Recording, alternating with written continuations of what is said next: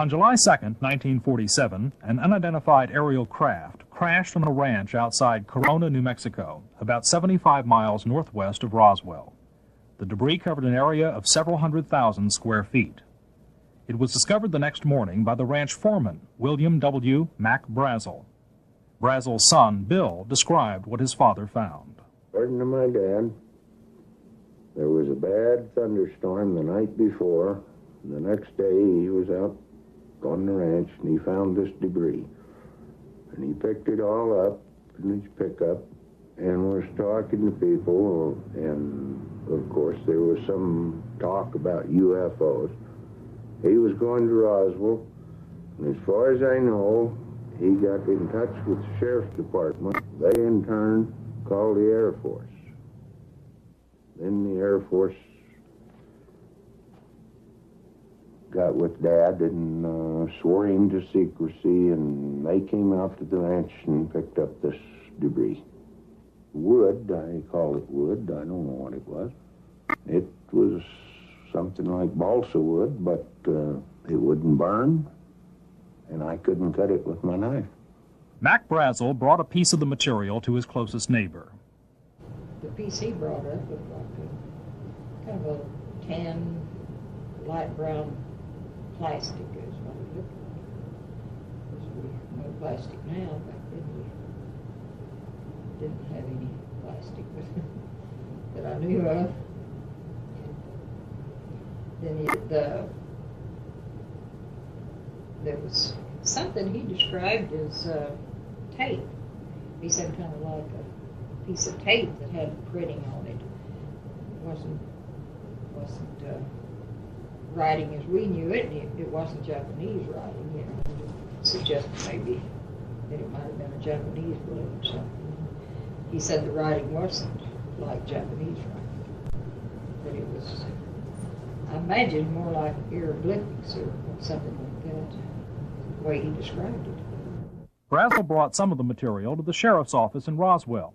While there, he spoke by phone with an announcer for KGFL radio. So I got a call from a man who, on the ranch, now once again we're going to get into something here. I don't try to go into details about what he said to me or what I believe he said, but he was reporting some wreckage, let's call it wreckage, on his ranch. And he asked me, and he was quite I guess I could say upset. He asked me what to do about it.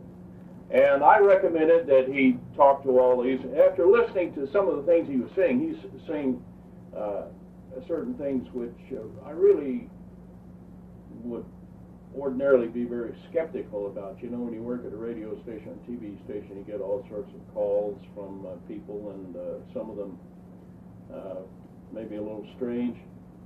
So I recommended, just generally speaking here, without trying to go into a lot of details, that he go to certain authorities. And I finally got him around to, I suggested that with whatever he was talking to me about, that he contact the Roswell Army Air Force Base.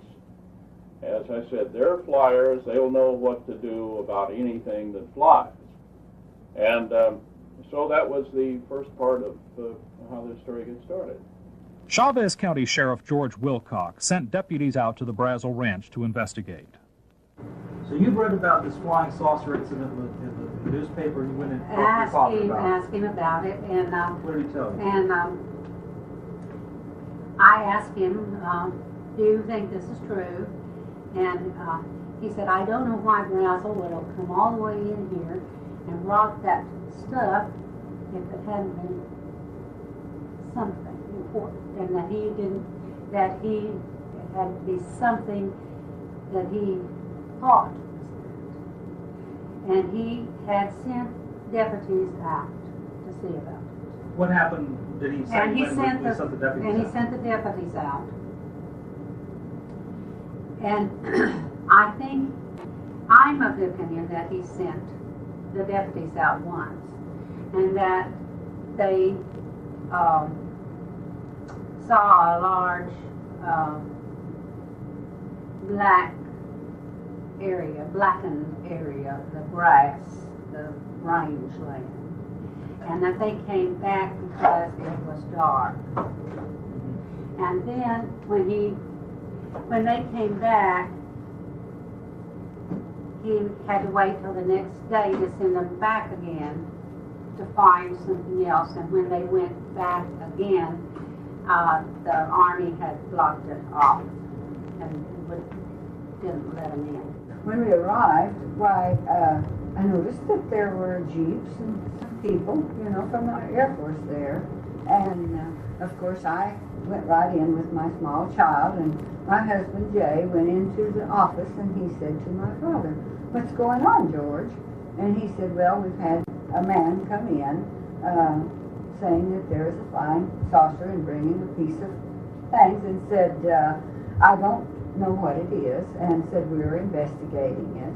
And he said, "What was it?" And he said, "Well, it looked like burnt grass out there." But as the years went along, Mother would always say, and I also know of an article that she wrote that said, we do not, as to this day, know that whether it was a flying saucer or what, because they told my husband, Mr. Wilcox, what she would say, "Don't you say a word." So he didn't, and he was very calm about it. I mean, he just didn't say anything. Who told him not to say the word?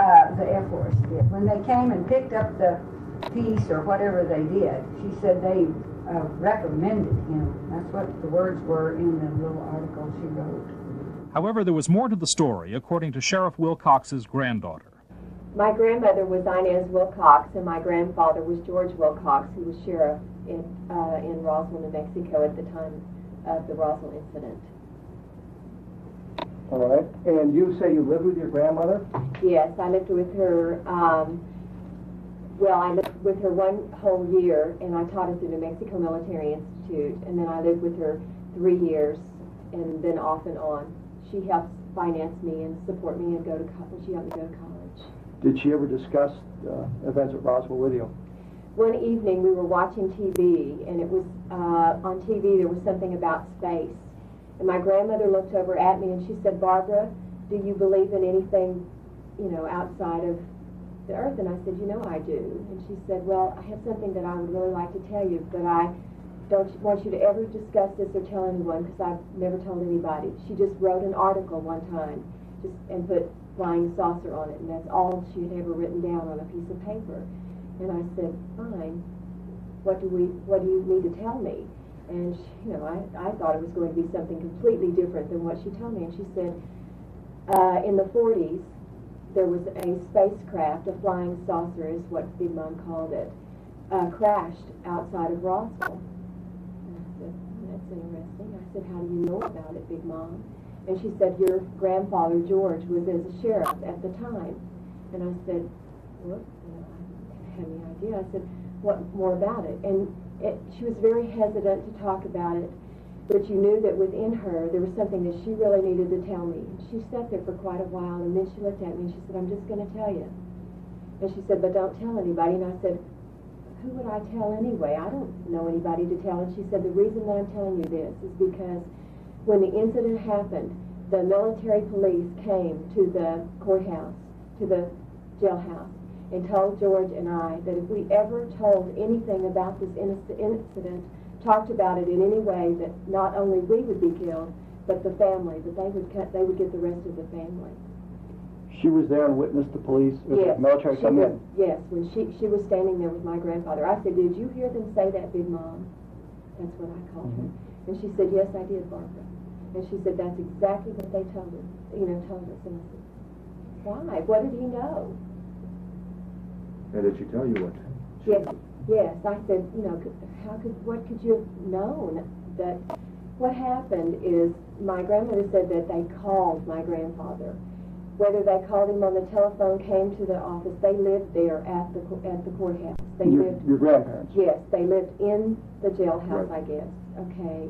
And someone came and told my grandfather of this incident that had happened outside of Roswell. My grandmother stated that my grandfather went out there to the site. When he got out there, there was a big burned area when they first approached the area. And then they saw debris. He saw debris. I don't know if he was alone. She was not with him. He went by himself. She said that it was kind of like in the evening. And then when he came back, I asked her, I said, you know, out of jokingness, did he see any little space beings? You know? And she said, yes, there was 4 of them. And I asked her, I said, what did they have on, Big Mom? And she said that they were like gray.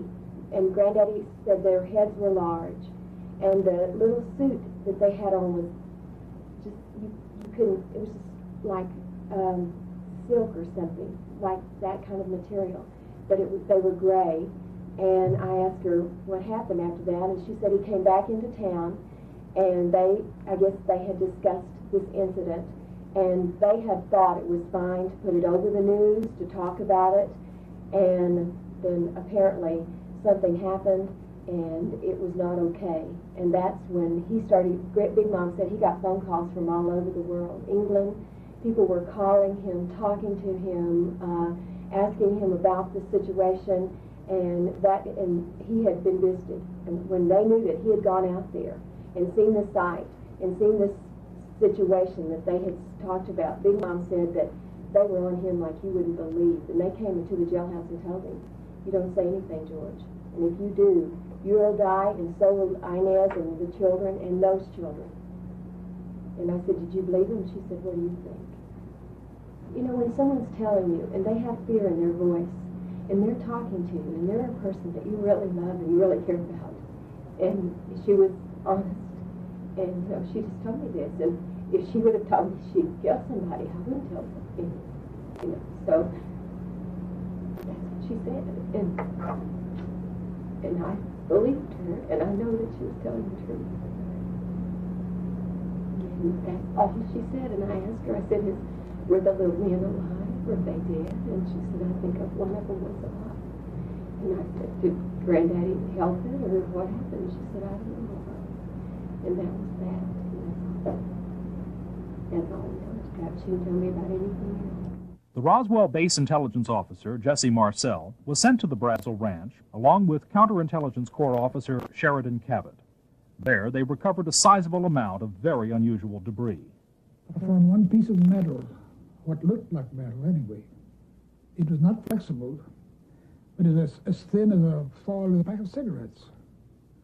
It was that thin. One of my boys told me, he said, there's something unusual here. He said, I tried to make a dent in this metal. And he says, you can't bend it. You can't make a mark on it. He says, I took a sledgehammer and whammed it. I put it on the ground and whammed it. The sledgehammer bounced off of it. Before arriving at the base, he stopped at his house and awoke his wife and son, Jesse, who was 11 years old at the time. I want to say it was very early hours. It was either very late in the evening or very early in the morning when he came back here. And I had awakened both myself and my mother. And why did he wake you both up? He had something he wanted to show us. This apparently was some debris or something he brought in from the field at that time. And I understand he was on his way to the air base to deliver this, but he felt that this was unusual enough that he wanted us to see it first before he delivered it to its proper destination. And what happened? What happened after he woke you up? Well, he was, as I recall, very excited, and again he said, "I want to show you something." And so I got my house coat on, as did my mother, and he had gone out to the car and brought back in some metallic debris. I believe it was in a box. I know. I don't recall whether I walked outside with him or not, but he made it seem like the 1942 Buick we had was loaded with the stuff in the back seat and in the trunk area. At any rate, he brought the material in and spread it on the kitchen floor, and in an effort to try to piece it together like a jigsaw puzzle to get some idea of the form of this, but unfortunately it was too much of it, too finely divided to do that. There was a lot of rather thick foil-like material, kind of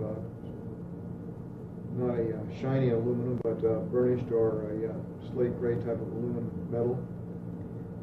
There was black plastic type debris like bakelite, which was shattered. It was very brittle material.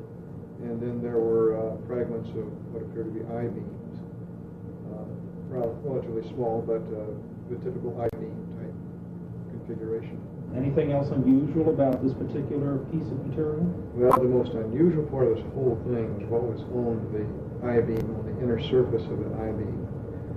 Because as you look at it head on, there appeared to be a type of writing on the mainframe itself. This writing was definitely a purplish violet hue. It did have an embossed appearance because you could, if I recall, you could rub your finger along it and you could tell it had texture. I don't recall seeing any lines or letters of any kind, but it was more like geometric shapes. Or,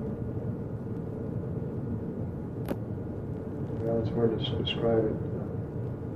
It was curved geometric shapes. There might have been some triangles and circles, but it was solid. Is it possible you might have mistaken it for Russian, Japanese, any other language? No way. Master Sergeant Louis Rickett returned to the Brazel Ranch with Cabot.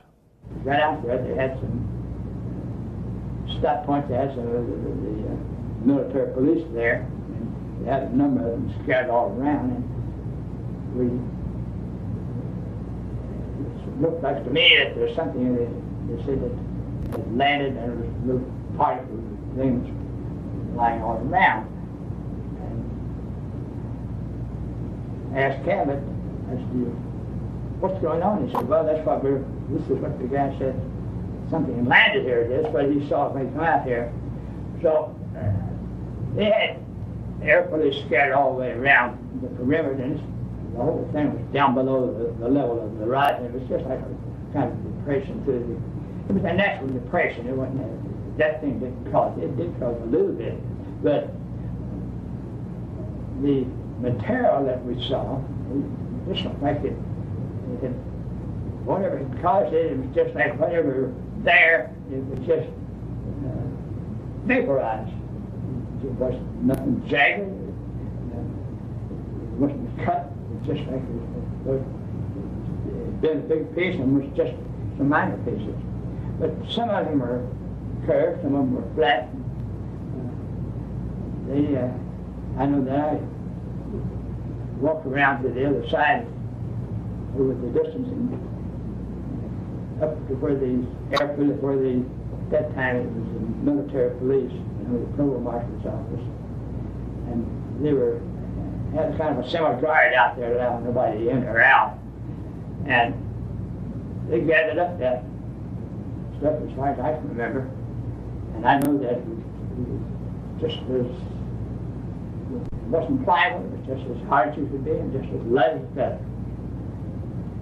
And it was enough there that they put some in I don't know what kind, but some kind of a weapons carrier, I think they called it, or a truck that the military had, and they put it in there, and the major took it with him. And I know that if I can recall, I think that we had some, and that we had to box it up. It wasn't a big pack at all, but I know that a plane came in, and I think I knew the pilot. Ironically, he looked at me, and I knew him, he knew me, but he just shook his head as though he didn't want me to recognize him. So he just wanted to know something about a package, and at this time, Cabot was running the whole thing, and they left. I heard various other sources that I'm not sure about, but I do know that later on, I asked Joe Worth, who was head of the 700 CIC, and whatever happened to all that metal, he says, that wish you wouldn't ask me that. He said, we sent it over to a lab and they don't know either, or something. While Brazel was in Roswell, he was interviewed again by KGFL radio. I don't know whether I should say this or not, but it was true. We hid out the rancher for one night. Where? Yeah. Where? Yes, and we did some transcriptions with him and so forth. Good old wire recorders, if you will. Where did you hide him out? We had him out at Mr. Whitmore's house here in town. He lived outside of the city limits on the east side. So you were present at the actual interview? I was not. You were not. I was trying to run the station at that time. The question that we ran into is the very next morning, some friendly person, probably from Clinton Anderson's office, called us from Washington and said, we understand that you have some information, and we want to assure you that if you release it on this matter, because it's not supposed to be released, it's very possible that your license could be in jeopardy, and so we suggest that you not do it. And he said, when I mean in jeopardy, like maybe 3 days. I think the next significant thing, as far as I'm concerned, it was dark. I got a phone call again. It's Brazel, and he is saying in a very clear voice, you know, and very, very loud. Well, look, this story is, you know, we haven't quite got this story right, and I don't know whether it was that night or the next night. See, that's what I'm saying. They want to come over and talk to me, so I said, okay, come over to the station. And that's where I said, look, you know, it's a very interesting story or something to that effect, and however, it's nothing at all like, or it's completely different from the story you told me on the phone the other day, especially about something, you know, the little, where I said to him, the little green men, and that's where he said, yeah, only they weren't green. In the meantime, at KOAT Radio in Albuquerque, Lydia Sleppy received an urgent phone call from John McBoyle, a reporter and part owner of KSWS Radio in Roswell. And he told me he had something hot for the network. I got into it enough to know that it was a pretty big story when, if you wanted an interruption on this teletype, if you wanted the operator to stop, or you needed, you know, to feed something in, there was a signal bell that you turned on. And this bell came on and the typing came across, this is the FBI, you will immediately cease transmitting. Brazel was kept incommunicado at the Roswell Army Air Force Base for about a week. Mac was very secretive, and I know that he made it plain that he was not supposed to tell this and not supposed to tell that. And I think most of what he was not supposed to tell was that there was any excitement about this material. Now that's my recollection. But Mac was pretty unhappy? Oh, you bet. He was a man who had integrity. He definitely felt insulted and misused and disrespected. On Tuesday, July 8th, Base Public Information Officer Walter Hout received a call from Colonel Blanchard. Got the telephone call from Colonel Blanchard, and in essence, he told me that he had in his possession a flying saucer, or parts thereof. Gave me a little bit of idea where it came from, and ranch northwest of Roswell. Then stated that Major Marcel, Jesse Marcel, who was our base intelligence officer, was going to fly it to Fort Worth to turn it over to General Roger Ramey, who was commanding general of the 8th Air Force at that time in Fort Worth. And what did Colonel Blanchard want you to do? He told me to prepare a release with basically the information that he gave me over the phone. When it was done, to take it into community and hand deliver it to the 4 news media we had in Roswell at that time, which is what I did. Colonel Blanchard, on orders from the headquarters of the 8th Air Force in Fort Worth, had the material loaded on planes and flown out of Roswell. The call came in one day to arrange to have B-29 ready to go as soon as possible. And of course someone asked where to. I said, just get a crew on board and have the airplane stand by, and we're going to go to Fort Worth. And that was Colonel Blanchard's directive. At any rate, I was in that operations office, and Colonel Blanchard drove up and came in and asked, is the aircraft ready? And I and one other fellow there, who is now dead, said, yes, it's sitting right out front, ready to go. And with this, he turned, stepped out back into the hallway, and waved to some people outdoors and still sitting in the automobiles. And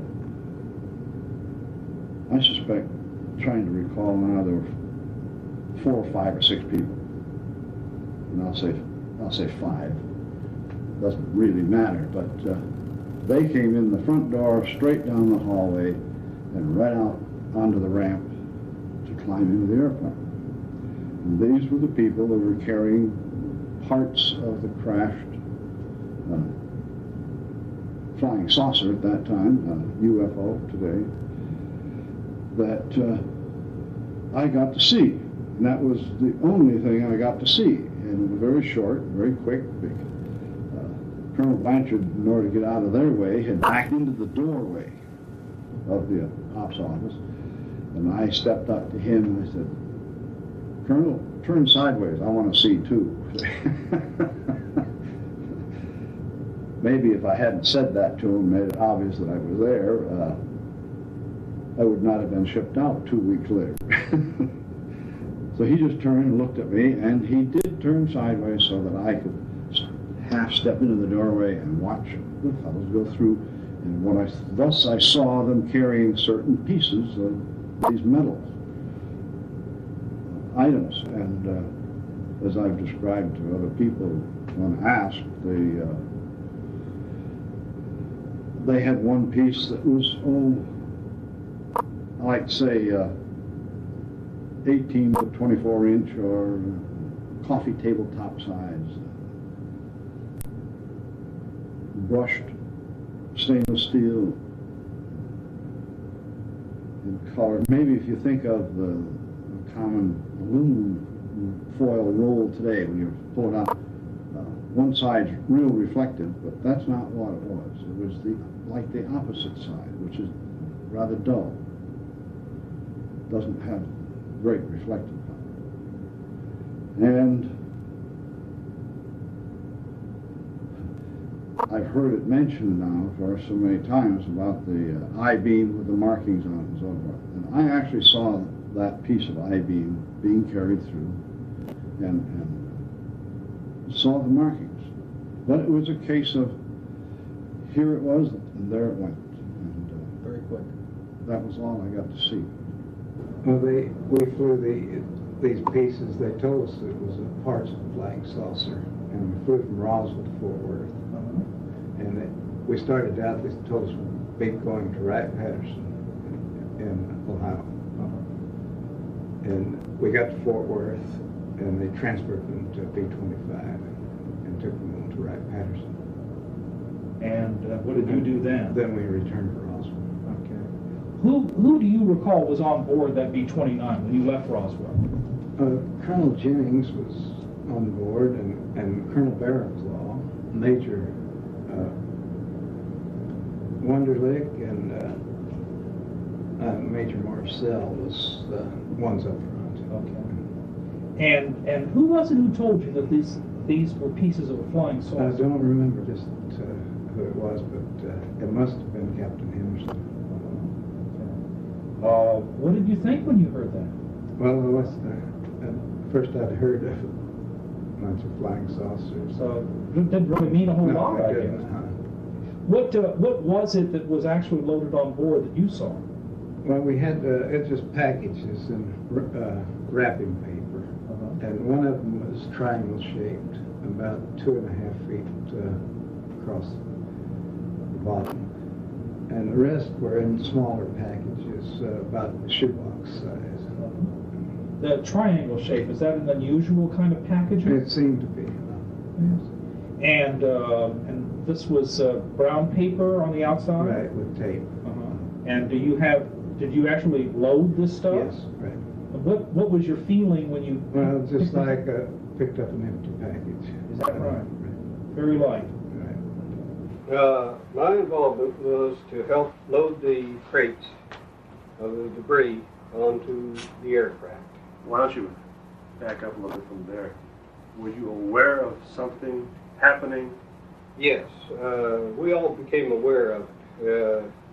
With our people going to the hangar that was on the east side of the ramp, we were on the far west side of the ramp. Our people were going over there, and they'd come back and remeasure the aircraft to the inside for the capacity. Go back over there, and they were crating this stuff up.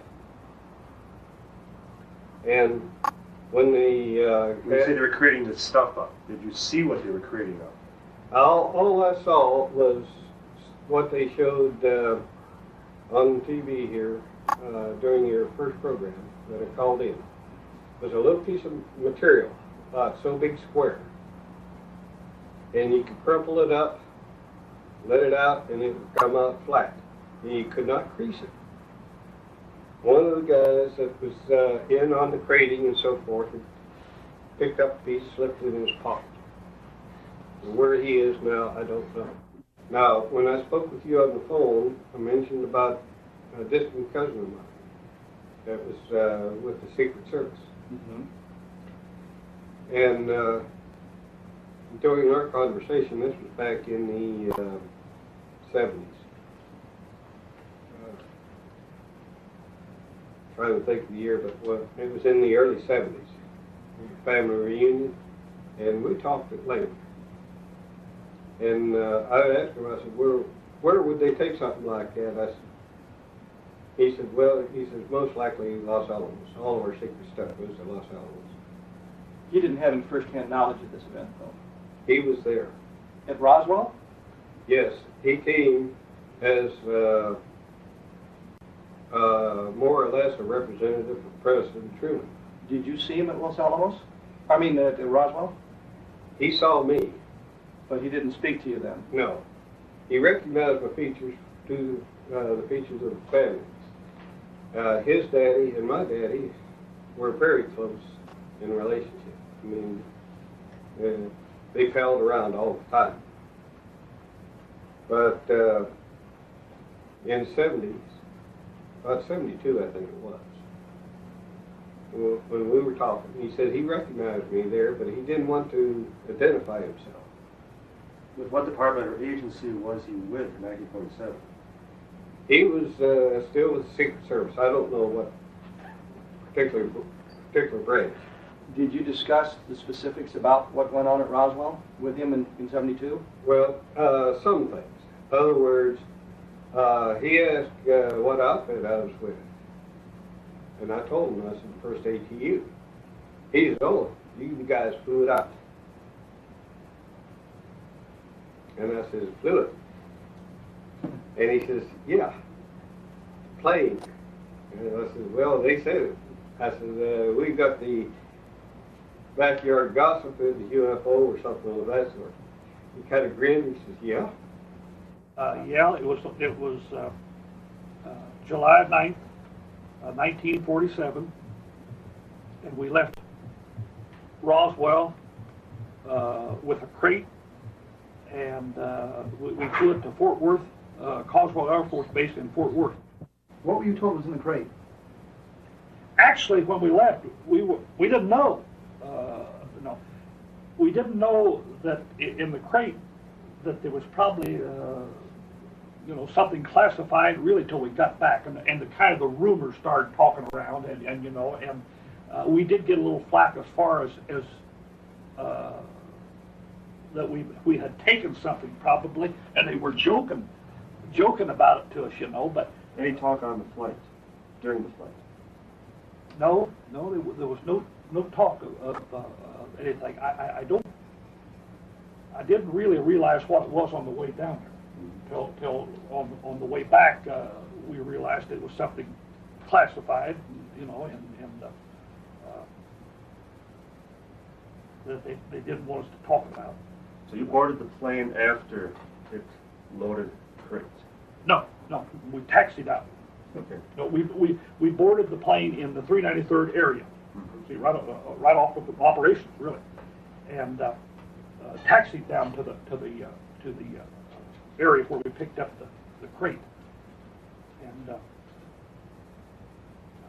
loaded the crate there. Now, like I say, I don't remember loading that crate. I don't know whether that's on the blister back there or what, but I do remember at Fort Worth unloading the thing, and there were MPs on there. I remember the MPs. Now you say MPs on there, you know, on the flight? Were they armed? Yes. Had the old standard 45, you know. It was a low-level flight. It was in the summertime, and the weather, of course, you know, in the heat. You want to climb to get up. Yeah. See, so it was kind of funny that we didn't get to altitude, but we never got to altitude. Me being in the back, I don't think we ever got over 3,000 or 4,000 feet. So it was a low-level flight, which was unusual. Mm-hmm. Always went hot to what, 25,000 and pressurized, you know. Mm-hmm. But that was not a high altitude flight. Any one member of your crew make any comments after you returned back to Roswell, as far as considering the rumors at that time? Did anyone say anything more definite that you can recall? One of the gunners said that Lieutenant Martucci had said that we had made history. I didn't hear it because I wasn't in the front, but one of the gunners said that that's what they had said in the front. Mm-hmm. And that's about all. And I do remember when we landed in Fort Worth that one of the persons that we met, say 6 or 7, whatever was there, was a classmate of Lieutenant Martucci's. And I do remember that remark because they hugged each other, and you know, and hadn't seen each other in a while. So I remember that part of it. And, was there anything special about this classmate of Martucci's? Was what now? Was there anything special about this classmate of Martucci's? Well, I didn't know it at the time, but somebody said he was an undertaker. What do you think was in the crate? I don't really know. Of course, the rumors was that they had debris and from the crash, and I'd buy that. You know, whether there was any bodies, I don't know. I don't have any idea. You know, because like I say, it was sealed. And we flew it there and come back. So the daughter of Melvin Brown says her father told her in 1969 that while stationed at Roswell, he was ordered to guard a truck covered by a tarpaulin. He always started off by saying he had to stand guard duty once outside a hangar where a crashed saucer was stored. His commanding officer came up and said, "Come on, Brownie, let's have a look inside." So they both went inside, but they didn't see anything because it was all packed up and ready to be flown to Texas the next morning. And then he would always say, "And then, another time, all available men were grabbed." That's his actual words, I'm saying here now that I can remember. All available men were grabbed. They all had to go out to the desert where a crashed saucer had come down. And they all had to stand guard duty around this site. They were told to look, but not look, not to take anything in. And him and this guy next to him couldn't understand why they had these trucks with some sort of ice or something in them. Whatever they had in there, they wanted to keep cold. And they couldn't understand what was going on. They were confused. Him and this other guy had to sit on the back of this truck, sit guard duty. They both had guns. And there was something inside, and they were told not to look. They would get into a lot of trouble if they looked. So I have to smile every time I say that bit, because if somebody tells you to do that, if you get a chance, you're going to look, aren't you? And him and this other guy did look, and they lifted up the covers. And he did say that these trucks were coveralls. I don't know what he meant by that. It must have been some sort of truck with a cover. He lifted up, him and this other guy both lifted up the cover and saw I say 2 bodies, but my sister remembers in the same 3. We disagree on that. They saw these bodies, and they were about 4 foot tall, no more than that, maybe even less.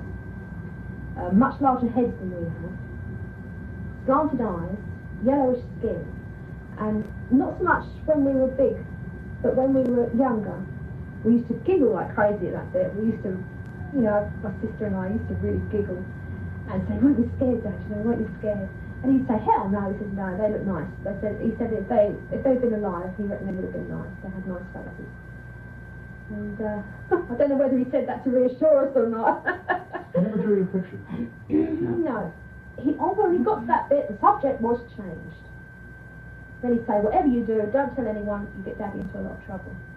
It was always when he got to the bodies that he changed the subject. Yeah, that was it. Changed. And if you pestered him, he got angry. He got most angry about it. But he didn't, I think he enjoyed telling the story. When he was actually telling it, it was almost as if, and I think my sister's agreeing with me here, it's almost as if when he actually told the story, he wished he hadn't. At Fort Worth, Brigadier General Roger Ramey and his Chief of Staff, Colonel Thomas Dubose, displayed what they said was the material recovered on the Brazel Ranch for news photographers. Ramey said the material was a weather balloon radar target. It was definitely not a weather balloon, and it was an aircraft. So what it could have been, I wouldn't know. I still don't know. There's no doubt in your mind, I gather, that the balloon story was a cover story. Absolutely none. We knew that it was a cover story, and whose idea it was, I haven't the vaguest idea, but we used that in order to assuage the curiosity of the press, because this had gotten out in the Fort Worth Star-Telegram, Dallas News, and the UPI. And well, the press release from Roswell, Blanchard's press release. Yeah, there are all these pictures from Roswell. You see, all this created a lot of hubbub, and 8th Air Force headquarters had to be the guy that they're going to ask. The president, somebody along the line is going to say, who's running this show? And it comes up to the 8th Air Force, Ramey or his Chief of Staff. Somebody in there has got to know something about it. Bill Brazel says today his father knew the debris was not from a weather balloon. He said that's what the Air Force tried to make him believe, that it was a weather balloon. And he said, "Bill," he said, "it was not a weather balloon." He said, "I don't know what it was." But he said it was something altogether different and much bigger. Brazel adds that he picked up some of the debris that the military left behind. And I was talking about it. I went into Corona and I was sitting there in a beer joint, and of course, my friends was asking me if I'd found any more or anything like this, and I said, well, I'd picked up a few scraps, about a cigar box full, and somebody, I don't know, must have informed the Air Force, because first thing I know, I have visitors, and they say they'd like to have this material. And they didn't tell me they'd confiscate it. They just said, well, like we're going to have it one way or the other, you know. During this period, Glenn Dennis, a mortician working for the Ballard Funeral Home in Roswell, which had a contract to provide mortuary services for the base, received several phone calls from the base mortuary officer. I got a call about around 1:15 or somewhere right after lunch, around 1:15 or 1:30, from the mortuary officer wanting to know what was the smallest size hermetically sealed casket that we had in stock or that we could get. And I think I informed him that we usually kept a 4-foot, but I could possibly get a 3/6. And I said, I mean, what do you have in mind? He said, well, this would be for future services later on, in case he said we need to know this in case something comes up in the future. And then about another hour, maybe 45 minutes later, I get a call from the same officer and he said, I would like to know what your preparations for bodies that might have been laying out in the elements, or he said, could you give me what's your preparation and how you would do it? And then before I could explain our procedure, before I could explain it, he said, what we're interested in, and this would probably be for future use too, he said, with your procedure, what you would have to do to the bodies that have been exposed to the elements and everything, what would your procedure do to changing the, like the chemical compounds, the tissues, the blood and all that, what would that do? Would that destroy any of it? Then let's say probably another hour, 15 minutes. I get a call, we had the only ambulance service, and I got a call on an emergency. There was an airman that was injured in a minor accident. He had a laceration in the forehead and in the nose. I think he had a fractured nose. And I took him to the base, but I didn't put him on a stretcher. He just sat up in the front seat with me. I gave him first aid, and then we just drove out to the hospital infirmary. And where I usually park the ambulance, there was 3 field ambulances, old Army ambulances there. And 2 of them, there was an MP standing right there at the back of those field ambulances. And I really never thought too much about it, because usually there's an ambulance, something back there most of the time anyway.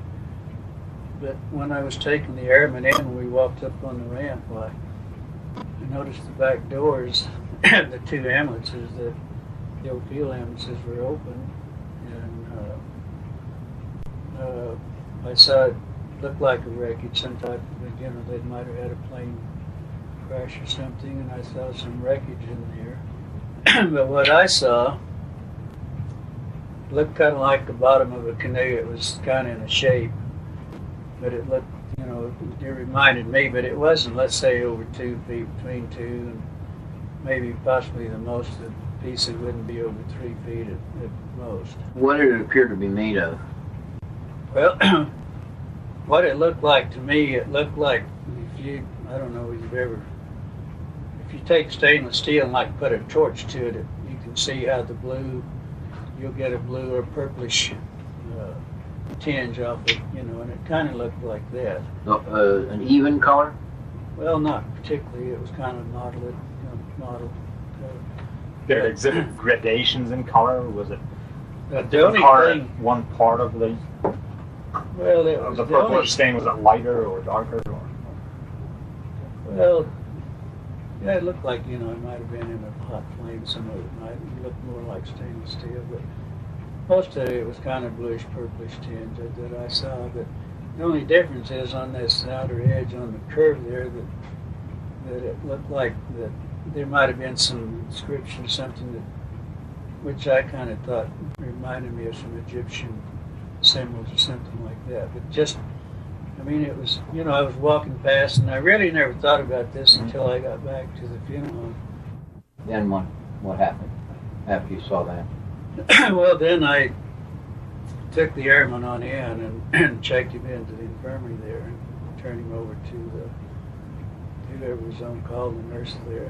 And I have to always, when I bring him in, I'd sign a report, about a funeral ambulance, how transportation, and because I'd always have to file a statement later and send back out. One particular nurse that I was pretty well acquainted with, and I was going to want to see if she was there and buy her a Coke, and we talked a lot, but this nurse had only been there, she'd only been commissioned like around 3 months, and she had graduated from college and taken the state boards and gotten her license, and then she went into the service and was a second lieutenant. Anyway, as I started back to see her, before I got back to the lounge, there was some examining rooms on each side of the hall. And she came out of one of the examining rooms and coming across the hallway. And I noticed she had I don't know, it was a handkerchief, a piece of gauze wad over her mouth. And then she saw me and she said, what are you doing here and how did you get in here? She said, my gosh, get out of here as soon as possible. She said, you're going to get in a lot of trouble. And I said, what the devil's going on? And she said, just get out of here. And then she disappeared, and that was it. And about that time, there was, when I got there right beside the door that she went in, there was a captain standing there. And he said, here are you? And I told him I was Glenn Dennis from the funeral home that I brought a patient out. And he said, you wait here just a minute. And he waved at someone, and then about that time, 2 MPs showed up. And where I got in trouble was I said to him, I said, looks like you had a crash. And I said, I need to go back and get preparations ready, because we usually, in the crash, we always did our identification, everything in our garages and everything. Getting the dog tags and the buddies and everything else. So I said, should I go get ready? And he said, that's when he said, you wait right here. And then 2 MPs come on and said, come on, mister, you're leaving. And, what do you remember about him? well, I don't remember anything about him, but the 2 MPs was taking me down the hall. They were, on each side of me. And they told me they had orders to follow me back to the funeral home. But we had gotten just, not probably over 10, 15 feet. And then we heard this voice said, we're not through with that SOB. He said, bring him back. So I turned around, went back, and then there was this other captain, red-headed captain. He was a mean-looking number, but he was talking pretty rough. And he said, you did not see anything. There was no crash here. You don't go into town and making any rumors that you saw anything, that there was any crashes. And he said you could get in a lot of trouble. Well, I was a little agitated, a little mad about the situation when he called me an SOB to start with. And I said, hey, look, mister, I said, I'm a civilian and you can't do a damn thing to me. And he said, oh, yes, we can, mister. He said, somebody would be picking your bones out of the sand. And he said, we can do anything to you, that we want to. And then there was a sergeant, a colored sergeant, that had a pad or something in his hand. I remembered that. And he said, he'll make real good dog food. He said he would make good dog food for our dogs. And they said, get the SOB out. And that's when I went on out and went back to the funeral. Then the next day, I tried to call this nurse. I wanted to call her, see what was going on, because then, when someone escorts you back, which had never happened before, you knew there was something wrong. It wasn't normal procedure, you knew that. So I tried to get a hold of her, and they kept telling me that she wasn't there yet. She wasn't there, and so I called maybe 3 or 4 times that morning, and about 11 o'clock, she called the funeral home and said, I understand you've been trying to get a hold of me. And she said, I'm not on duty today. But she said, I need to talk to you. And I said, fine, you want me to come to base? She said, well, let's just meet at the officers club. She was very upset. She looked like, death warmed over. But she said, you won't believe what happened. And she said, before I talk to you, before I tell you anything, excuse me, I'm having a throat problem here, but she said, you have to give me a sacred oath that you will not ever mention my name or not. She said, you can get me in a lot of trouble. So she said, what I'm going to tell you, you don't know where you got this, And I said, what do you mean by sacred oath? And she said, I mean like cutting your arm off. That's what she told me. And I said, okay, because I said, I would definitely like to know what's going on. Do you think she was telling you this because you were good friends? Well, I think so, and I think she didn't want to get in trouble either, because she was very conscientious of everything. I mean, if the rules and regulations, that was just like reading her Bible to her. You followed the rules and regulations. Yet she told you. She didn't have to say anything. Yeah, and that probably was against the rules, wasn't it, telling you? Well, I'm sure. Imagine I would assume that she wouldn't have told me that unless someone, said you keep this to yourself or whatever. I'm assuming this now because But anyway, she said, what happened, and the way she got involved in the first place, she was going across the room to this other room to pick up some supplies. This is where the two doctors that were in there supposedly doing a preliminary autopsy on these bodies. And she got whatever she went. She started out, and the doctor said, "You're not going anywhere, nurse. We have to have you in here. So we have to have some help."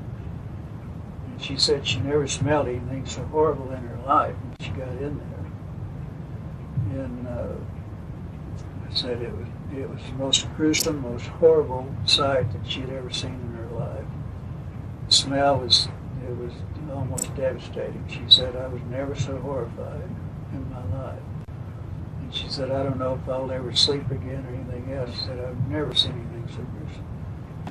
I said, "Well, look, you're a nurse." And I said, "Anytime you're in this business, you're going to see a lot of things." And I said, "You may as well get used to it." And she said, "No, this is what it is." She said, "This is something that no one's ever seen."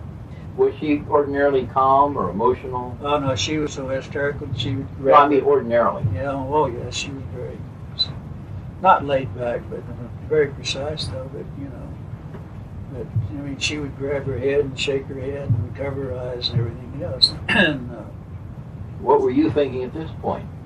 Well, I didn't know, because I was thinking that she was going in total shock. I really thought, hey, there's a problem here, and I thought she would probably go into total shock, is what I was really thinking. And while she was telling this, other people were there in the... There wasn't anyone around us, because we kind of had a table off on the side of the office club ourselves. And she was hoping that no one could hear us. In fact, there was some up maybe at the counter there, at the bar there. We were in the lounge, and we had ordered a sandwich. But she was never touched her sandwich. I don't think I ever did either. I'm not sure. But she looked like she was going in this total shock, really. And I said, "My God, you know." And she said, she said, "Last night I made a diagram." She said, "You won't believe this," but she said, "I made a diagram." And she said, "On these little bodies." And she gave me she drew me a diagram of an arm, because she said the anatomy from the shoulder to here was real short, and this arm was longer here. And there was only 4 fingers there wasn't a thumb, only 4 fingers. Little long, very fragile little hands. And she said when one of the hands was detached from the arm, and she said when the doctors turned it over, that she noticed on, and they made a notation. That's what she was doing, was trying to take notes and making notations for them. And they were all sick. But she said that on the tips of these little fingers, it looked like little pads with little holes that kind of looked like a small suction cup on each end of these fingers here. Said there was no thumb at all on none of them. They only had like the 4 fingers on that. And she said the heads were very much larger than the body. It was out of proportion for the size of the body, the head. The eyes were very deeply set back and set in.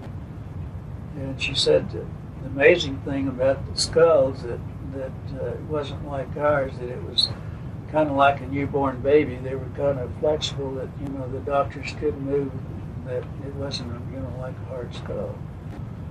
And she said that was a different, the nose was very concave. She said there was only like a couple of little orifices, and you didn't have the bridge of the nose, but it was more or less concave. The mouth was just a real fine little slit there. The doctor said there was no teeth, but it looked like maybe a heavy cartilage or something like that. It was very kind of hard, but not like, you know, wasn't teeth or anything. The ears, the ears didn't have any. There wasn't an ear like ours, but there was a couple of little orifices in the ears up here on each side. Very small, but it looked like there was a couple of little flaps. She explained it, and she drew me a diagram of the head. She drew me a diagram of the arms and the hands.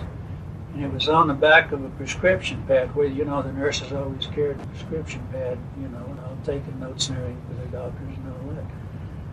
these were rather small, but she had drawn those the night before, and she gave them to me. She said, you know, that you can have these, but there again, I was sworn to secrecy again, that, you know, either destroy them after I got through with them or whatever. Anything about these beings, their necks? She didn't say anything about the necks. She didn't say anything about the clothing. She said that they definitely had no hair at all. But then about that time, she said they all became so very ill, and when I saw her coming out is when that's when she was so sick she thought she was going to vomit. You know, what were they ill from? Well, mainly from the odor, I think. She said it was the most god-awful smell that she'd ever smelled in her life. Of course, being in the funeral business, I've smelled floaters and everything else. I mean, I've been through that experience, and I know what she was talking about. Now, how many bodies were there? She said there was 3 bodies. 2 of them were very mangled. She said it looked like some predator or something might have been destroying portions of the bodies, because the tissue and some of it were cut in strings, like, you know, they were pulled. The doctors thought maybe this is what happened with that. But some of them, like she said, the hands and the arms were all dismembered from, because that could have happened from the removal. You don't know what happened. One, she said, was really pretty much all there, and this was the one that they were describing, you know. She said the body was well intact, that one was. She said they were like between 3.5 to 4 feet tall, so that would give you, but the bodies were black. Of course, you know, being exposed to the element could have caused that. Yeah. How did she refer to them? What did she call them?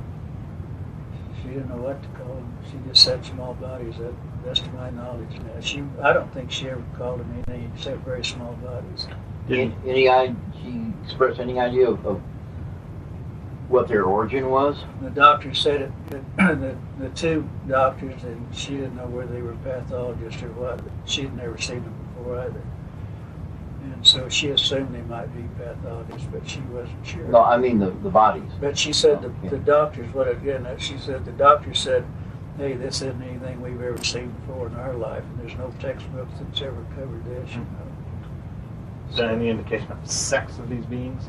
I asked her about that, and she said, I don't know. She said, I didn't look, and I don't think anybody else did either. She said that 2 of the bodies were probably so mangled and that they probably couldn't have told it, you know, but she said, I don't know about the other. Did she say anything about legs, feet?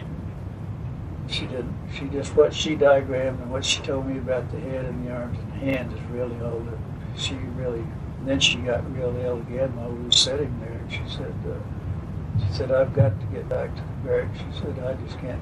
She said, I don't think I can make it another step. So anyway, I drove her. We went to the Officer Club, and I drove her back to the barracks there, to the nurses' quarters. And that was the last time I ever saw her then. The widow of decorated World War II pilot Oliver Wendell Pappy Henderson says he also told her about seeing the bodies of aliens at the base. And during this time were those crashes of the UFOs in the desert or out of town of Roswell. And he never said a thing about them because he had a top secret clearance. Had anything having to do with dropping atomic bombs, you had to have the highest clearance. So he witnessed this crash, and the little people who were there, I don't know just where he saw I never did pin him down. I don't know why I didn't. It was so shocking to me that something like this was real that I never did. How did he happen to tell you that he'd been involved with seeing the little bodies of the crash flying saucer? We were at the grocery store, and we were going to check out our groceries, and there were newspapers at the stands, as there always are, and here were this newspaper, and he said, well, I guess now that they're putting in the paper, I can tell you about this. I wanted to tell you for years. He said, I want you to read this article because it's a true story. And I not only know that it's true, but I'm the pilot who flew the wreckage of the UFO to Dayton, Ohio. You mentioned that earlier that he had seen the bodies, and one of them was damaged in some way. I think he told me that they were small, they had large heads for their size, and that the material that their suits were made of was different to anything, you know, it was a strange kind of material. What I remember him telling me was that they were small people. I don't remember 3 feet high, but certainly shorter than we were. Small people, pale, slightly slanted eyes, you know, sort of larger heads, and humanoid looking, humanesque looking, but not like us, different from us. And he said they were dead, and that he had seen them, and that he had flown the wreckage of this flying saucer. Anderson's friend, John Crumtroder, says Pappy apparently kept a piece of the debris. He produced this piece of metal for me to look at. He said, what do I think of it? He said, well, it's different. And I felt it, and it did feel different. And I studied it some. Was able to determine that its metal structure was different than alloys like we have in our aircraft, for instance.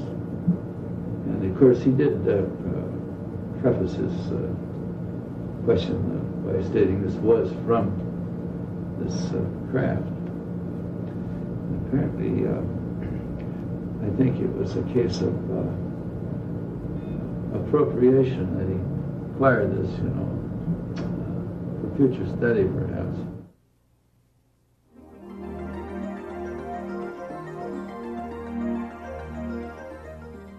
At about the same time, another unidentified object apparently crashed about 175 miles to the west of Corona on the plains of San Agustin. The wreckage was discovered by Grady L. Barney Barnett, a civil engineer with the U.S. Soil Conservation Service.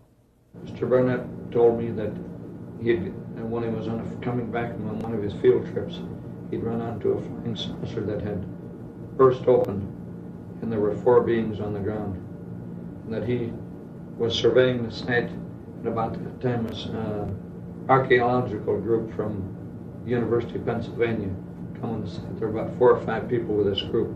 As they were just starting to look things over fairly closely, the military moved in and gave them a briefing to not say anything about it and to keep quiet, and it was in the national interest that they get out of there. What was his feeling about what it was that he had experienced? He had no qualms about what it was. He said the vehicle from outer space without any question. The beings on there were not exactly like human beings. Similar, but not exactly. How did he describe them?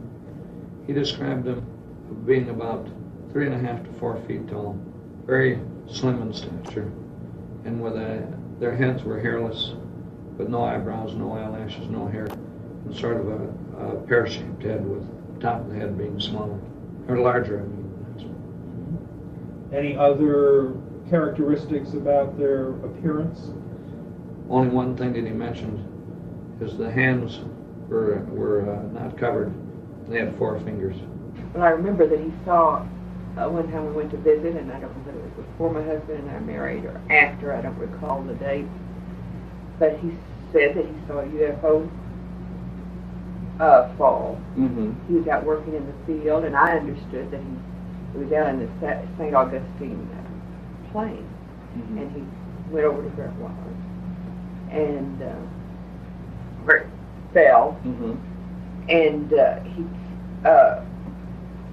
got nearly to the side, and there was a group of people on a geological or archaeological hunt, and they were over there. I don't remember how many people he said, but they got nearly up to this UFO, but it was close enough to see some creatures, or he said they didn't look like human beings out there.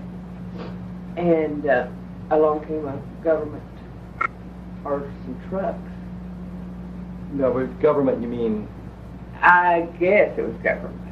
you know, as I say, it's been a long time ago. If someone came along and I understood it, I don't know whether it was Army or what, I think he just termed it government trucks, and they told them to go on back and forget they ever saw anything. Now, that's all I recall. Probably in the fall of 1966, after we moved here, my wife and I, to Park Street, I met Ruth and Barney Barnett. They were living at 708 Park Street at that time, and we moved in across the street at 715 Park Street.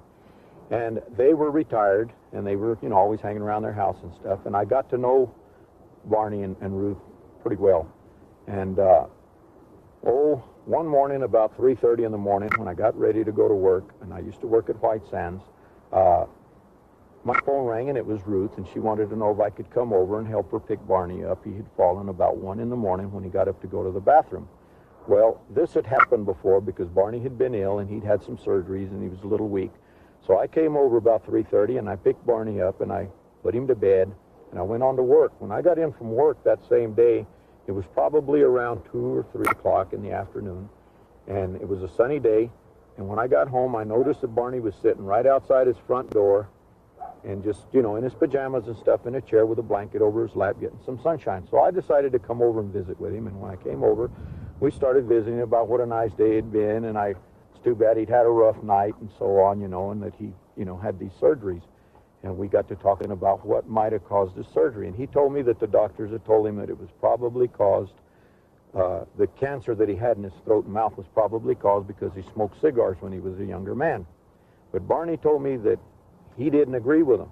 He told me, he said, I think I got this cancer, he said, from breathing some radiation in, he said, from a not a UFO, what he told me, from a flying saucer that crashed on the plains of St. Augustine. And when he said that, I said, where? And he said, on the plain of St. Augustine's west of Magdalena, he said. I saw a flying saucer crashed out there, he said, and I saw the bodies and everything, and they were little bodies, and I saw them, and I think that's where I got this radiation. So I asked him how close did he get, and Barney told me he kind of leaned over where he was sitting on his chair, and he said, I was this close. He said, I leaned and stooped right over him, and I saw him. And I think that at that time, he said, I inhaled that radiation through my mouth, and that's where I think I got this, you know, mouth cancer and throat cancer and so on. And, but he did tell me on the plains of St. Augustine, west of Magdalena. And I asked him if anyone else had seen this, and he said, yes, that there were other people out there at that time, you know. And I never questioned him too much about it, because at first I kind of felt sorry for him. I thought he was kind of, you know, losing his mind a little bit or something, imagining this. But as it turned out, I guess he wasn't, you know, because Barney was, you know, all there mentally till the day he died, you know. He was a very intelligent man. So did you believe Barney? I certainly do believe Barney. He would never fabricate something like that up, you know. Another account of the event comes from Robert Drake, who was an archaeology student doing research on the plains in September 1947. On Sunday, 28 September 1947, we started back to the University of New Mexico, stopping at a ranch where we were expected for the midday meal. About 200 feet from the ranch house, while waiting to eat, I walked over to a fence on which a large boom had been wired next to a post. While there, I was joined by a ranch hand who talked about Indian artifacts being found in the vicinity and about how the summer rains made it extremely muddy there, and so forth. Then he told me that a spaceship had crashed a short distance to the south several months before. He seemed quite serious about it and said that there had been dead bodies with it.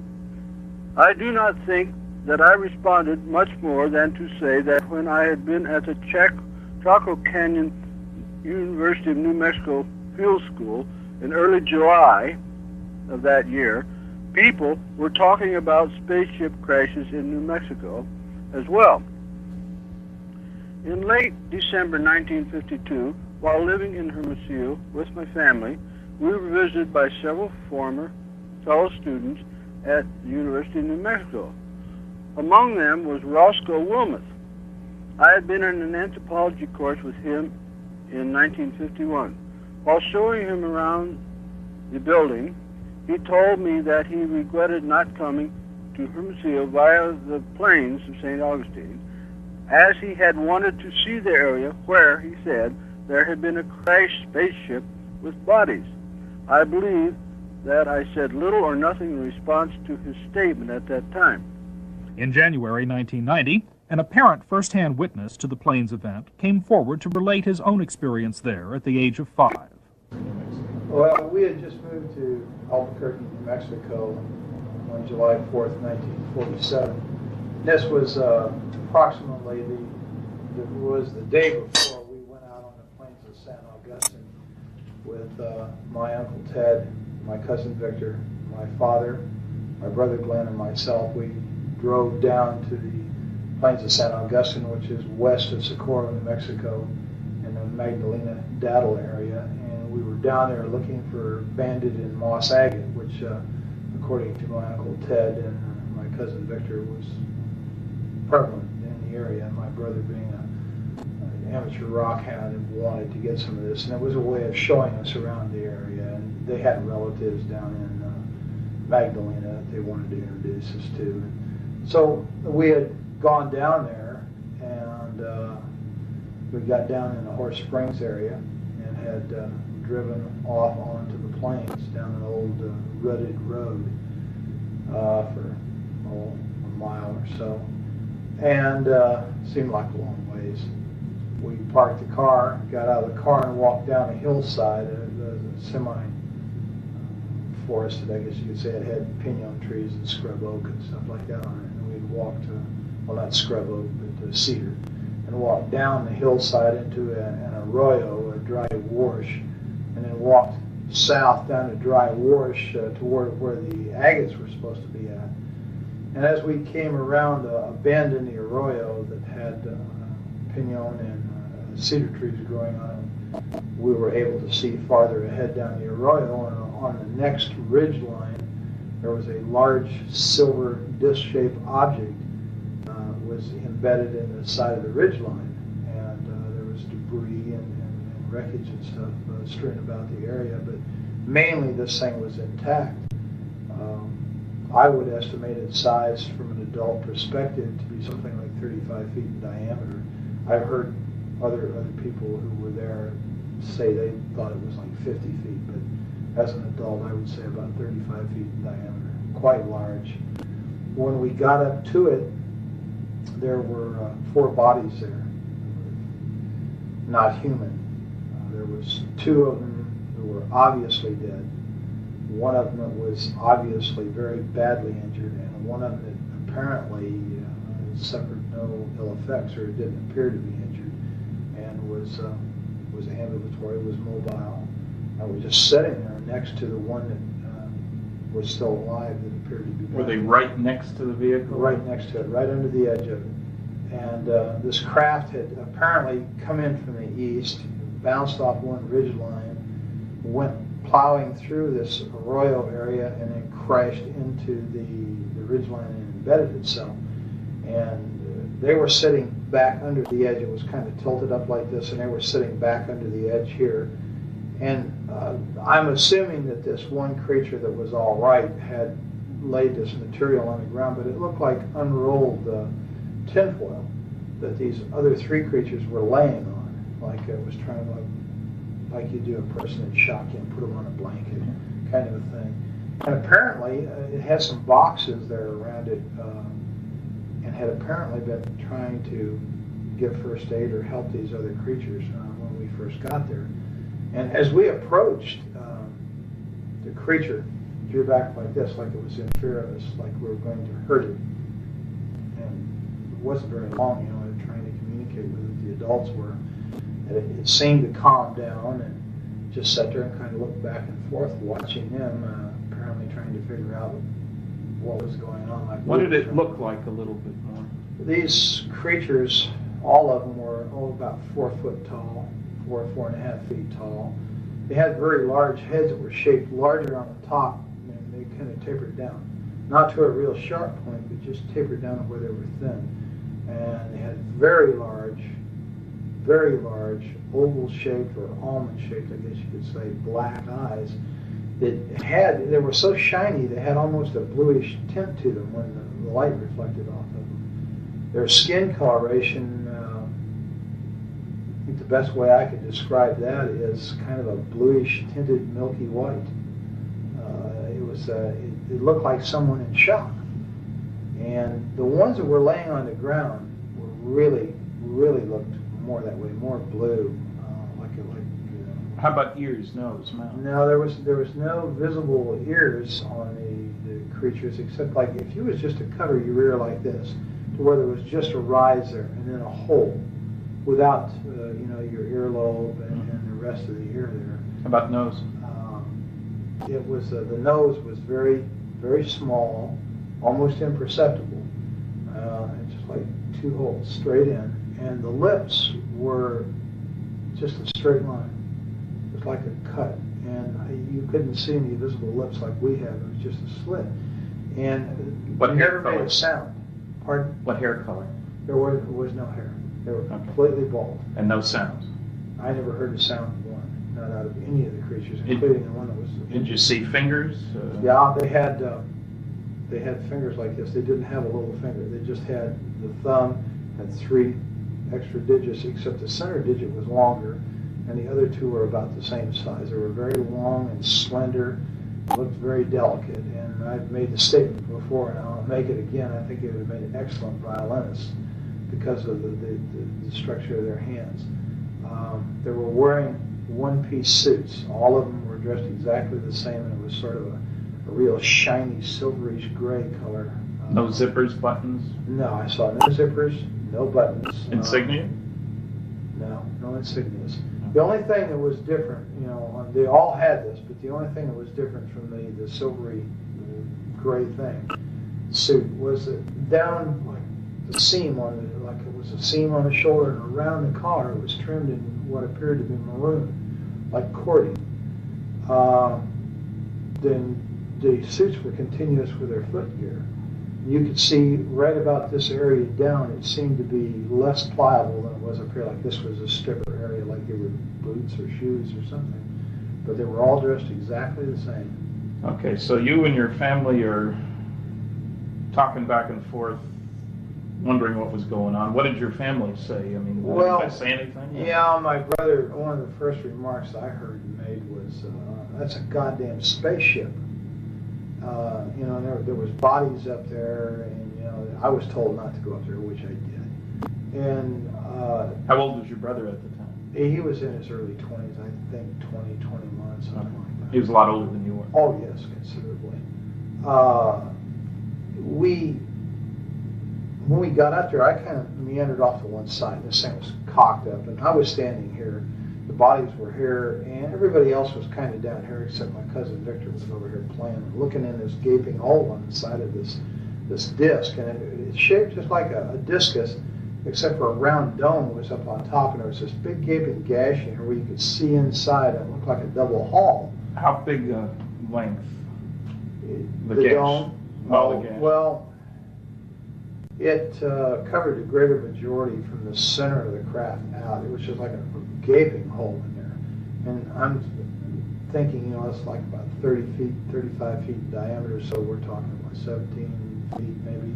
Uh-huh. And most of that one side was ripped open like that. And you could see inside, and you could see another double hull like in there, and there was just rows of components that was on there, and there was lights that flashed on and off. Some of them were steady, some were flashing.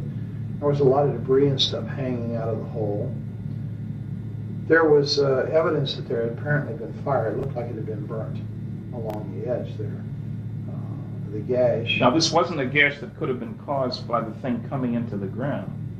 It wasn't at the leading edge of the vehicle. No, this was in the side, like it almost appeared, it was elliptical. It almost appeared as if something the same shape as the disc we were looking at had hit that same, had hit the disc and left an imprint that pretty closely approximated the outside diameter of the disc itself. And it appeared to be caved inward. Okay. And kind of like, you'd hit it like this and it just crumpled and caved in and ripped it open. Okay, so you're there. You take all this, and everybody's mystified. What were the circumstances outside? Hot, cold? Very, very hot. Well, to me, being the first time in New Mexico and coming from back east, that dry heat was just like being inside of an oven. It was unbelievable to me. And that was the odd part about this thing. The closer you got to it, the cooler it was. And standing under it in the shade there, next to these creatures' bodies, it was like refrigerated air conditioning. And did you feel air coming out of this thing? Or? No, it was just like it was ambient. And I remember reaching up and putting my hand on the side of it, and I think I was afraid I was going to hit my head because there was enough room for me as a small child, you know. I was approximately the same size as these creatures to walk up under there and stand there, but I kind of did like that, put my hand up against this thing. What did it feel like? It was ice cold. It felt like it just came out of a freezer. Was it smooth? Was it rough? It was very smooth. It had a very smooth texture to it. It was obviously made out of metal. It was very solid, and it was very cold, ice cold. And there was a smell in the area. It smelled volatile, acrid, like acetone.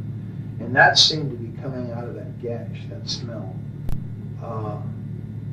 But the closer you got to this thing, the cooler it was. So I kind of remained there, and I guess that while they were over here, my father and my Uncle Ted and my brother, and Uncle Ted was trying to talk to this thing in Spanish, and of course it didn't understand a word he said. And Dad tried to talk to it, and then they tried, sign language, and that didn't work. And I don't know, for some reason, I just I reached down and touched it, this one that was laying next to me. And when I touched it, I realized, I jumped back. It scared me and startled me because I suddenly realized that these weren't dolls. I thought they were plastic dolls. And I was still in my mind, these are moving dolls, until I touched it and I realized, this was a dead thing. I'd seen dead relatives before, and I unfortunately had made the mistake one time of touching a relative that was in a casket, and I just knew this is a dead thing. And it scared me, and I ran around behind my father and my uncle, and this thing was sitting there on the ground, and it kept looking back and forth, and it just had its hands like it's in its lap, and it just kept looking back and forth between the three of them, and like it was trying to understand. And all of a sudden, it just turned and looked right straight at me, between my Uncle Ted and myself. And this is when it was just like an explosion of things in my head, things I started, feeling just terrible depression, loneliness, and fear, and just, awful feelings that just suddenly burst into my mind. And I don't know if that meant that it was communicating with me and I was the only one there I could communicate with because I was a kid. I don't know. I turned and ran, and I ran across the arroyo and up on the area that it had bounced off of during the crash. And we're just standing there looking down at this scene, and my family, and off in the distance I could see cattle grazing, I could see a windmill, and I could see dust trails out on the playa, out on the plains out there. And I was there for a little while, and then I came back down, and I guess we were there, Victor was when I got back down there, Victor was up in the crack, and Ted yelled at him to get out of there, and Glenn went over and grabbed him by the belt and jerked him off. That's your brother? Yeah. And jerked him off and said, get out of there, you could cause this thing to explode and kill us all, and then of course he went prowling around in there. I was kind of standing off to one side looking, that's why I knew that I could look off these rocks that I was standing on, look right into this thing. That's why I knew, about the lights and the components and stuff. And then, I heard other people talking, and I turned, and there was a group of people coming up the arroyo from out on the plains. From the south. They had come up there, and of course they walked up and was talking. And how many? There was an older man and 5 younger students. Boys, girls? There was 3 boys and 2 girls, and they were all, introducing, talking to my father and my uncle and my brother. What did the older one look like? The leader of this group, the man. He was a very tall man, very big man. He was wearing a pith helmet when he first came up, one of those kind of explorer helmets. And he was bald, and I know that because he had taken it off, and he had done this, a couple times with a handkerchief and put it back on. He was a balding man, and he had a round face. He was very ruddy complected. He's a big man. And he apparently was a doctor because they kept calling him doctor. And as I understand it, it was an archaeological group that was out there on some kind of a summer thing. And they talked, and he apparently was able to speak several foreign languages. And he tried to talk to this creature several times in different languages, again, to no avail. How did he happen to be there? Had he seen the thing? Well, they claimed that they said they saw this thing come down the night before, flaming, and they thought it was a meteorite. And they had talked about, well, in the morning, we'll go over there and see this, where this meteor came down, so that's what they thought it was. And when the sun came up the next morning, and they got about their business and got up, and somebody looked over and said, they saw all the shiny metal and stuff across the plains there, and they realized it wasn't a meteorite. It may have been an airplane that crashed, so they all decided to go over there and see if there was anybody who was alive, that was hurt, that needed help. They had driven over? No, they walked over, apparently, the way I understand it. And it's quite a ways across that plain, so it had to take a very long time to do this. Or they may have had a vehicle, I don't know. That's an assumption, I think, on my part. They walked. Okay, so they're around with But the they family. came across the plains nonetheless. I'm not sure if they drove or not. I didn't hear any cars. And then somebody else showed up. Yeah, they were down there just, 15, maybe 20 minutes tops, and they were picking up things, some of the students. And this Dr. Buskirk, that they called him, this one girl went up and said, "Look, doctor, wouldn't this make a beautiful ring?" And she was holding what looked like a red rod, or a red tube of some kind. It was kind of a silvery red. And he kind of snapped at her, and "Put that down, Agnes. You don't know what that is. I think it hurts you. Just don't pick this stuff up." And she kind of said, "Well, yeah, okay, doctor." And then he went back to what he was doing, and she walked away and put it in her pocket. And a lot of them were doing this, sort of picking up things and feeling things. I was picking up things and feeling things. There was all kinds of material, metal, and stuff laying around. Then we heard it. I heard it. Well, we all heard it. A sound of a motor coming like a truck. And I went back up the incline there to the ridge line, and I could see out there, and there was a truck coming up. It was an old pickup truck. It was sort of a beige color or a tan colored thing, and it had a whip antenna on it. And it stopped, and this guy got out, and he's wearing brown clothes. He's got boots on, and he's wearing a straw hat, just like the kind Harry Truman always wore. And he had wire-rimmed glasses. He was a big man, and he looked exactly like Harry Truman to me. And I'd seen in the movie Tone News that he was president then. Yeah, I was well aware who Harry Truman was, so everybody was. He was kind of a hero, And this guy looked like him, except bigger. And I don't think he didn't look as old either. His hair was kind of light gray. And he walked over there, and they got to talking, with everybody. And he told them that he worked out on the plains out there, and that he made maps, and that he had seen the wreckage from out there on the plains, and he saw the people, and he thought it was a plane wreck, and or just something was going on, and he came over there to see. And he hadn't been there but just a very, very few minutes when we heard all kinds of motors and engines straining and stuff. And here comes a military car with a big white star on the side of it, followed by a 6x, which is a military truck with a kind of a canvas wagon type canvas thing over it, and it's full of soldiers. They've got guns. And right behind that was what we call a 4x, which is like a medium-sized Jeep truck situation, and it had two big high whip antennas, all kinds of radio gear in the back, and a guy back there with earphones and stuff on, and he's working these radios, and they all pulled up and stopped. And which direction had they come from? They came from the north, from the Horse Springs area, right So they could have come off the highway there. Oh yeah, I'm sure that's exactly how they got there. They come off the highway the same way we did.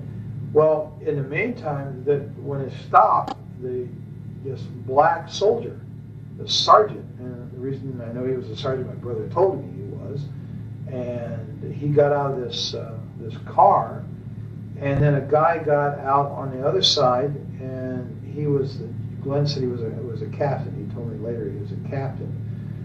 And this guy had orange-red hair. And all the soldiers then came running over there, pointing guns at people and telling them, get away, get away, get away, you know. And when this creature saw these people, the military, he went nuts. He went into an absolute panic, worse than what he did when he saw us. Did he move around, or just his eyes? Or? He just okay. Crazy, and it was like he was looking fearful.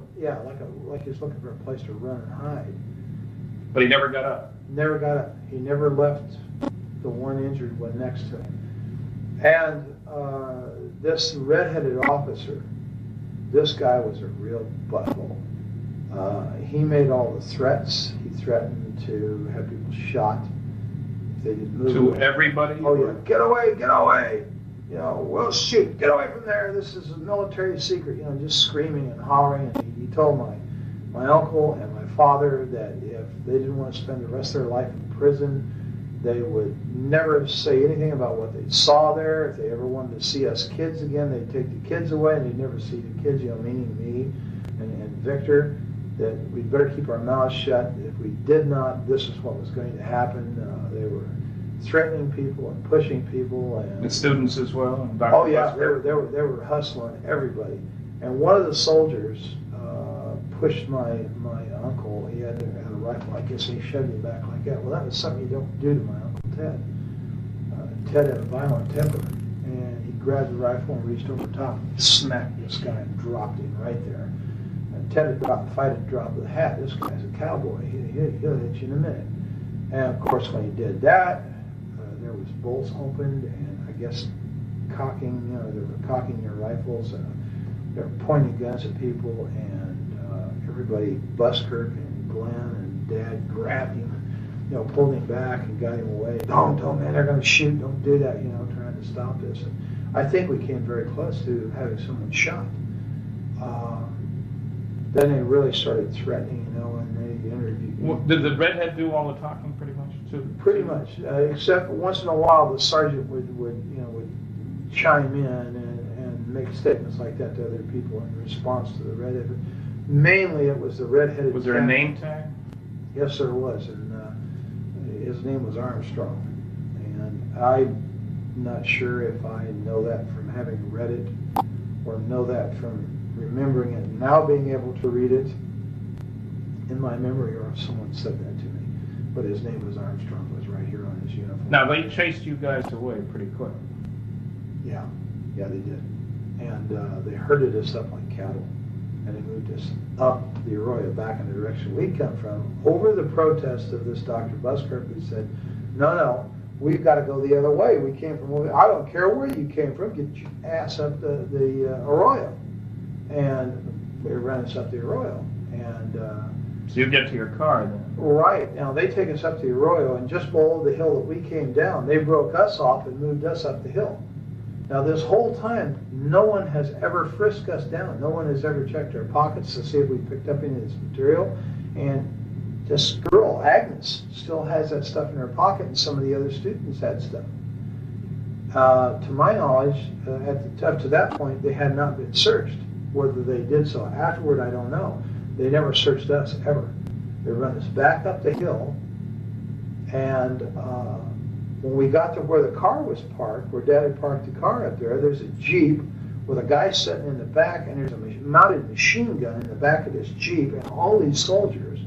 The Jeep pulls out, we're told to get in the car, we follow the Jeep, and the soldiers go with us, all the way back out to the highway. When we get back out to the highway, they set us right there. They wouldn't let us out of the car. They wouldn't let us move forward. I don't know whether they were making a decision or what. When we got out to the highway, this place was absolutely full of military personnel, military equipment. There was airplanes sitting out there that they had landed on the highway. Did you see any airplanes when you were back at the site? Yeah, there was airplanes in the sky, but nobody thought much about it. You know, I didn't think anything about it. I was used to airplanes being in the sky, having, you know, been raised in Indianapolis, Indiana, the home of the Northern bomb site. You know, the sky was always full of military aircraft. I never thought nothing about it. And when we get back onto the highway, there's observation aircraft, you know, high-winged aircraft, and there's one, what I know now to be a C-47 sitting there, and how we didn't hear that land's beyond me.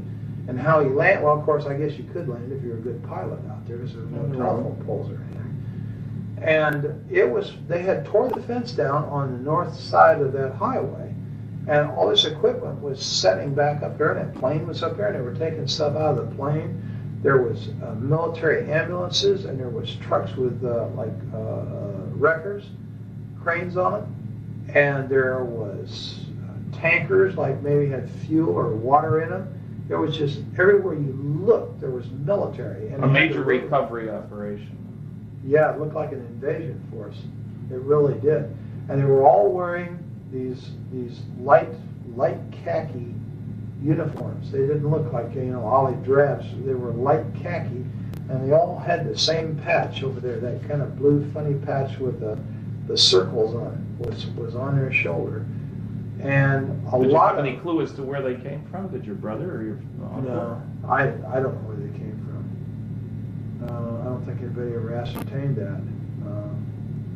There were a lot of them had MP patches, and some of them were wearing nightsticks off of these webbed utility belts. They had nightsticks, and they had 45s and holsters, you know, the automatics in the full holster. And these were the people who were given most of the orders. They had the road barricaded off out there, and we sat there for a very long time, and, you know, we were getting thirsty and everything, and we asked, you know, if we could go back to Horse Springs and get some water. Oh, no, you can't go through there. And right after that, they said, no, you just turn around and you head out of here now, and you go to Socorro, and this is the redhead again, you keep your mouth shut, you just keep going, and don't look back. Well, as we drove away, you know, Dad and him said, hell with it, we'll go to Magdalena, we'll get water at Magdalena. That's where John Trujillo lived, the relative of Ted. And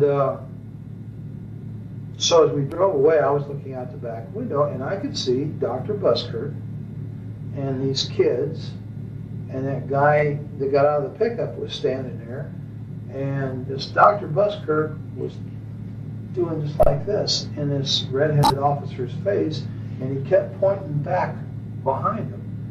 And I guess that meant, you know, we got to go back that way. And he was fed up with this guy or something. He was shaking his finger in his face while they were yelling at each other. And that's pretty much the last I saw of the whole situation. I don't know what happened after that because we just kept going. To summarize, the material recovered on the Brazel Ranch was highly unusual. The material was not from a weather balloon. The weather balloon explanation was a cover story.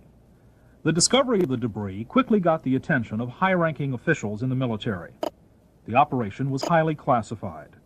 The media were intimidated by government officials. Civilians were threatened by the military. A craft was found at the Corona crash site.